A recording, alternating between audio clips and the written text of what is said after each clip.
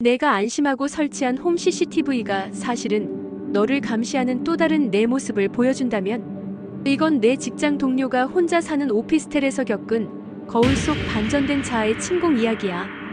동료는 보안을 위해 거실에 CCTV를 설치하고 밤에는 휴대폰으로 실시간 화면을 보면서 잠이 들었어. 어느 새벽 3시쯤 동료는 잠이 깼는데 휴대폰 화면 속 CCTV 영상의 짧은 지직 소리와 함께 1초간의 심각한 화면 오류 글리치가 발생했습니다. 오류가 사라지고 화면이 다시 돌아왔을 때 동료는 이불 속에서 얼어붙었어. CCTV 화면 속의 동료는 침대에 누워 잠들어 있는 모습 그대로였지. 그런데 방 안에 걸린 거울을 비추는 화면을 자세히 보니 거울 속에 비친 동료의 모습이 침대 위에 앉아 동료를 노려보고 있는 거야. 마치 거울 속의 반전된 자아가 현실의 동료에게 경고하듯이 말이야.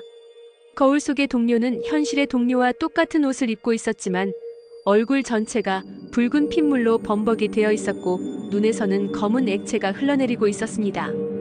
동료는 공포에 질려 휴대폰을 끄려 했지만 그 순간 거울 속의 동료가 입을 크게 벌려 소리 없는 비명을 질렀습니다.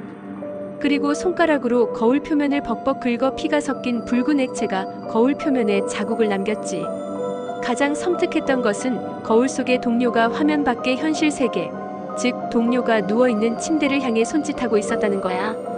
손짓은 절박했지만 동시에 이리로 와, 내 자리는 여기야 라고 유혹하는 듯 섬뜩했지. 동료가 용기를 내어 실제로 거울 쪽을 돌아봤지만 거울 속에는 아무 일도 없었다는 듯 평범한 자기 모습만 비치고 있었습니다. 하지만 다시 휴대폰 CCTV 화면을 보자 거울 속의 동료는 온몸이 덜덜 떨리는 듯한 경련을 일으키며 거울 표면을 뚫고 나오려는 듯한 격렬한 움직임을 보였습니다. 거울 표면에는 손톱에 긁힌 듯한 깊은 상처 자국이 선명하게 남아 있었지. 동료는 결국 CCTV를 끄고 도망쳤지만 다음날 아침 실제로 방 거울에 붉은 액체 자국이 마르지 않은 채 남아있는 것을 발견했대.